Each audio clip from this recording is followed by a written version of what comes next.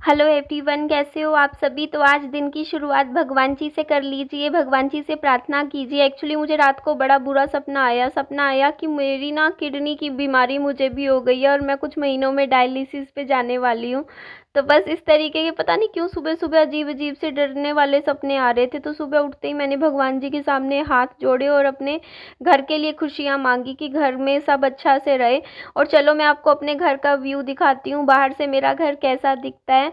और मुझे आज एक बात बोलनी थी। पता है, एक भैया हैं जिनको मैं जानती हूँ, वो ना शादीशुदा हैं और शादीशुदा होने के बावजूद भी ना वो ना अपनी पत्नी को धोखा देते हैं। मतलब वो ना हमेशा दूसरी लेडीज़ के पास जाते हैं, हमेशा मतलब एक औरत छोड़ते हैं तो दूसरी पकड़ते हैं, फिर दूसरी छोड़ेंगे तीसरी।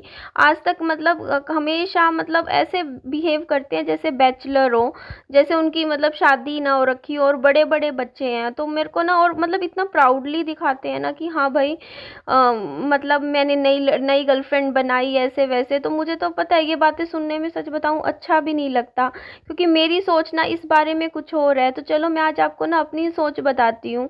मैं अब इस बात पे ना काफ़ी ज़्यादा सोचने पे मजबूर हो गई कि यार मैं किसी का यहाँ पे नाम नहीं ले रही, क्योंकि मेरा मकसद ना किसी की यहाँ पे बेइज्जती करना नहीं है, पर जो एक गलत सोच और गलत आदत है ना उस पे मुझे बात करनी है। आप ही मुझे बताइए, क्या एक शादीशुदा भैया का इस तरीके से, जिनके बड़े बड़े बच्चे हैं, उनका दूसरी महिलाओं के साथ रिश्ता रखना क्या सही है। दूसरी एक ख़त्म होती है तो दूसरी, दूसरी ख़त्म होती है तो तीसरी। ऐसा लगता है कि जैसे रिश्ते उनके लिए कोई जिम्मेदारी नहीं है, बस एक खेल बन गए हैं, बस एक गेम है कि हाँ एक लड़की चाहिए फिर दूसरी चाहिए। सबसे हैरानी की बात पता है मुझे ये होती है कि वे अक्सर अपनी उम्र से काफ़ी छोटी लेडीज़ के साथ घूमते हैं। कई बार तो वे खुद प्राउडली कहते हैं कि ना मतलब ऐसे बोलेंगे कि मेरी तो नई गर्लफ्रेंड बन गई। मैं सच्ची बता रही हूँ, मुझे ये सब ना सुन के बिल्कुल भी अच्छा नहीं लगता, क्योंकि एक तरफ उनकी पत्नी है जो घर संभाल रही है, अपने बच्चों का फ्यूचर बना रही है, अपने बच्चों के लिए, फैमिली के लिए अपनी ज़िंदगी मतलब पूरी न्योछावर की हुई है। दूसरी तरफ घर की जो कमाई है ना वो बाहर की औरतें खा रही हैं।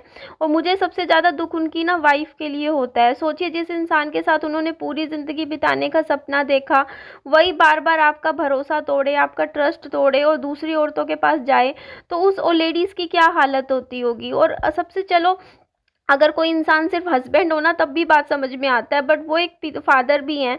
और एक बात बताओ, जो बच्चे का हक के जो पैसे हैं वो बाहर खर्च कर रहे हैं दूसरी औरतों के ऊपर, तो नुकसान किसका हो रहा है। सिर्फ पत्नी का नहीं हो रहा, बच्चों का भी हो रहा है, क्योंकि बच्चों के हिस्से की जो कमाई है वो भी बाहर जा रही है। तो बच्चों का भी देखो ऐसे भरोसा टूटता है और परिवार बिखरता है।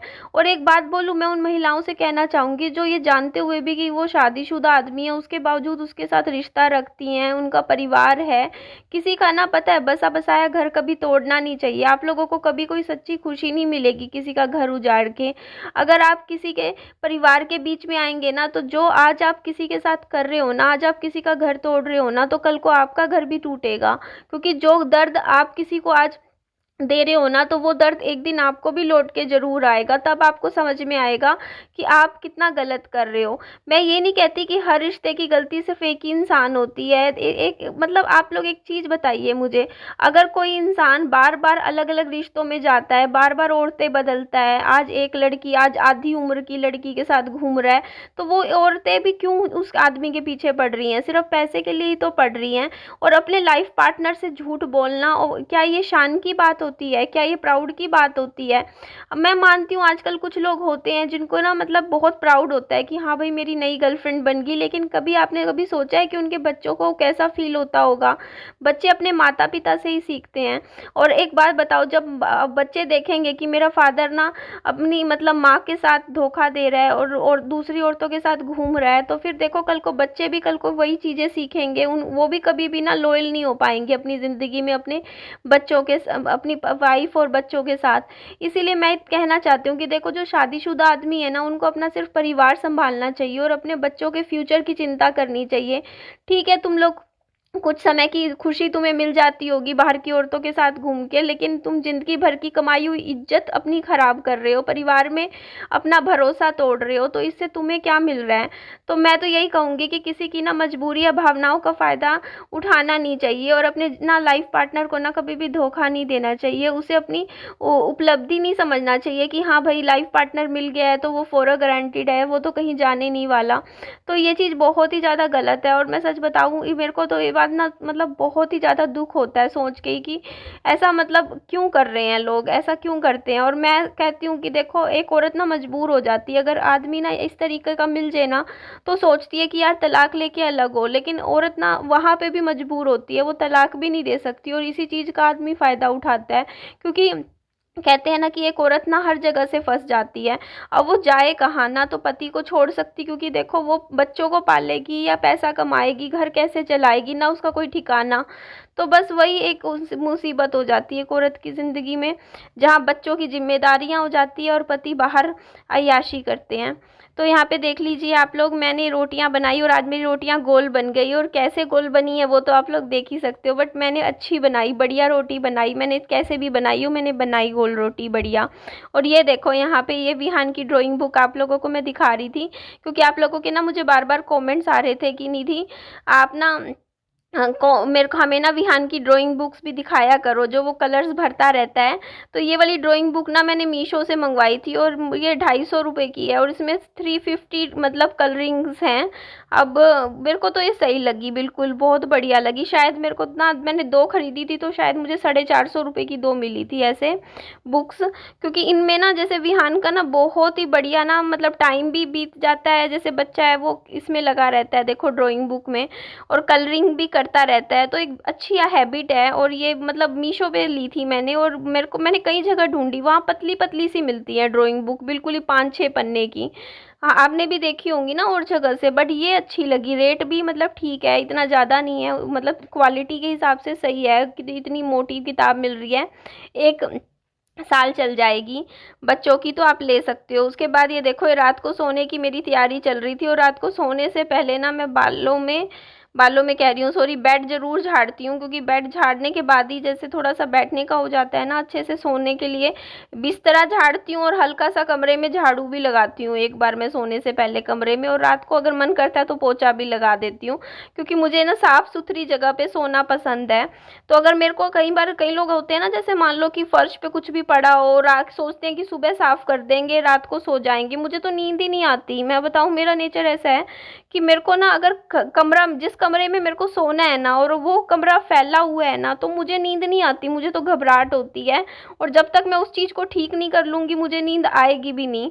तो इसीलिए ना रात को सोने से पहले मैं ना जैसे मतलब मेरे को मान लो 20 मिनट पहले सोना है, बाद सोना है, तो 20 मिनट में मैं फटाफट कमरे में बेड वेड झाड़ूंगी, अच्छे से बिस्तर ढंग से बनाऊंगी, हल्का सा कमरे में से झाड़ू पोछा लगाऊंगी, उसके बाद जाके मैं उस कमरे में सो सकती हूँ। तो आजकल मैं इस कमरे में सो जाती हूँ, ये देखो आजकल कुछ दिनों से इस कमरे में सो रही हूँ, क्योंकि विहान को मतलब रहता है, बोलता है मम्मी मैं इस कमरे में सोऊंगा, तो फिर मेरे को, और फिर विहान मुझ अकेला सोता ही नहीं है, मेरे को गुस्सा करता है अगर मैं पीछे रूम में सो जाती हूँ, तो कहता है मम्मी मेरा मेरा हाथ पकड़ के सोया करो। और ये मैं रात को ही ना अगले दिन की तैयारी कर रही हूँ, क्योंकि ना सुबह के टाइम ना थोड़ा सा काम आप ना रात को ही करके सो जाओ ना तो आपकी सुबह बढ़िया निकलती है। तो मैं शिमला मिर्च रखी हुई थी, आलू और गोभी, तो मैंने सोचा आलू गोभी शिमला मिर्च की एक मिक्स वेज टाइप जैसे सब्जी होती है ना, वो मैं बना लूँगी कल, और साथ में आटा गूंद के रोटियां बन जाएगी, तो रोटी सब्जी का नाश्ता हो जाएगा। तो मैंने क्या किया, आलू मैंने वॉश कर दिए थे, शिमला मिर्च वॉश कर दी थी, और गोभी वॉश कर दी थी, और अच्छे से धो के मैं इनको कटिंग कर रही हूँ, कटिंग करके धो के काट के मैं फ्रिज में रख दूँगी, सुबह उठते ही फटाफट बस छोंकने का काम रह जाएगा, छोंक दूँगी। और कुछ ऑर्डर्स भी हैं आज मेरे को, देखो आटा भी घर में ख़त्म हो रहा है, तो मैं ब्लिंकिट से ही मंगवाऊंगी आटा भी। अगर पता है सच्ची बताऊं, ब्लिंकिट वगैरह एप्लीकेशन पे ना अगर थोड़े फल फ्रूट और सब्जियां सस्ती मिल जाए ना, अगर रेट उनके सही मिल जाते, चाहे थोड़ी सी महंगी मिल जाए बट बहुत ज़्यादा महंगी नहीं, तो मैं तो पता है घर से बाहर ही निकल के राजी नहीं हूँ, मैं तो सब कुछ बाहर से का घर मतलब ऐसी ऑनलाइन ही मंगवा लेती। मैं सच में राजी नहीं हूँ आजकल, पता नहीं पहले मैं ना डेली एक चक्कर मार्केट का लगाती थी, बट अब अब पता नहीं क्या हो गया है मुझे। पिछले 2 महीने में ना मेरे को घर से बाहर निकलना ही अच्छा नहीं लगता है, मेरा कहीं जाने का मन नहीं करता, मैं हमेशा टालती रहती हूँ। अभी विहान का देखो, मुझे हेयर कट करवाना है, बाल इतने लंबे हो रहे हैं और मेरा ना चक्कर ही नहीं लग रहा है। बस मैं कई दिन हो गए हैं, विहान की ट्यूशन वाली मैडम भी मुझे डेली टोक रही हैं कई दिन से कि इसके बाल कटवा दो, विहान के बाल कटवा दो, और मैं सोच रही हूँ मैं जाना है, बस वो रह जाती हूँ मैं डेली। तो वही है ना, ये भी काम है, बच्चे को जाके बाल कटवा के आने हैं इसके, मुझे बाल लंबे हो गए हैं। तो इस तरीके से बहुत काम है, बिना मतलब मन नहीं भी होता ना घर से बाहर निकलने का, फिर भी कोई ना कोई काम ऐसा हो जाता है कि घर से बाहर जाना ही पड़ता है। तो ये काम जेंट्स के होते हैं वैसे। अगर मतलब मेरे हस्बैंड इस दुनिया में होते ना, तो जैसे बच्चे के बाल वाल कटवाने हैं, हेयर नाई के पास लेके जाना है, वो सब काम आदमी लोग कर लेते हैं। कुछ काम ऐसे होते हैं जो बाहर आदमी करते हैं, कुछ लेडीज़ करते हैं, बट मेरे हस्बैंड नहीं है इस दुनिया में, तो मुझे आदमियों वाले काम भी मुझे ही करने पड़ते हैं, जो बाहर के काम है वो भी मुझे करने पड़ते हैं, और घर के काम तो देखो हर औरत को करने ही होते हैं। तो ये मैं सुबह सो के उठी थी, और सो के उठने के बाद आप मेरा हुलिया देख सकते हो, मुंह भी नहीं धोया मैंने, वैसे ही मैं हल्का सा वीडियो शूट करने लगी थी, और अभी विहान सो रहा था। तो बस अभी दिन की शुरुआत मेरी अभी होएगी, और बालों में कंघी करूँगी, मुंह धोऊंगी, ब्रश करूँगी। चलो एंड करती हूँ, बाय बाय, टेक केयर।